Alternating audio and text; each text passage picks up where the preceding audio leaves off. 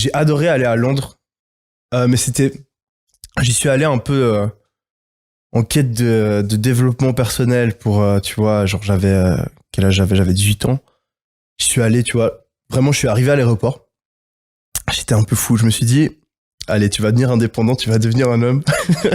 Je suis parti de mon petit village en Suisse. J'ai pris un ticket pour Londres et j'ai rien réservé. Je suis arrivé à l'aéroport de Londres. Je savais pas où j'allais dormir. J'avais ma valise. Je sors de l'aéroport. J'ai même pas de réseau. Je sais pas où je vais dormir. Et donc, je commence à choper une carte SIM. Je me fous dans l'aéroport. J'arrive dans une auberge de jeunesse. Horrible.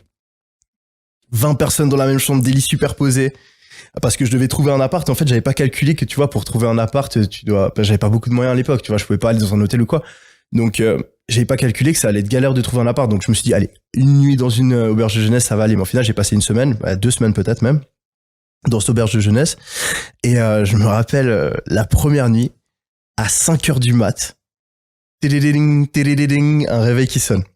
Qui est le mec, je sais pas, il met 30 secondes à l'éteindre, il l'éteint. 5 minutes plus tard.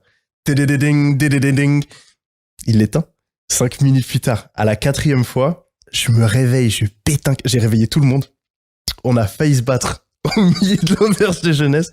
Heureusement, le lendemain, il était parti. Mais ouais, c'était un choc. C'était un choc de passer de la Suisse à ça. En plus, en anglais, tu vois, je parlais mal anglais et tout. Mais j'ai trop kiffé. J'ai appris, j'ai rencontré des gens, tu vois. J'ai rencontré des gens en boîte de nuit. Mes potes, je me les suis fait en boîte de nuit. Je connaissais personne. J'allais en boîte tout seul. Et je parlais pas anglais. Et tu vois, en fait, au début, tu vois, c'était super dur. Genre, je me rappelle, j'étais chez moi. La première semaine, je l'ai passé à regarder Rick and Morty. Je sais pas si vous... Ouais. J'ai été 3 saisons de Rick and Morty dans mon auberge de jeunesse. Je parlais à personne. Et j'étais là, Yomi, tu fais quoi? Tu dépenses toutes tes économies parce que j'avais la trouille, tu vois. Je connaissais pas les gens et tout. Et au final, je me suis dit, bon, vas-y, motive-toi. J'allais en boîte de nuit. Je me suis forcé à parler à des gens. J'ai rencontré des potes que j'ai toujours aujourd'hui.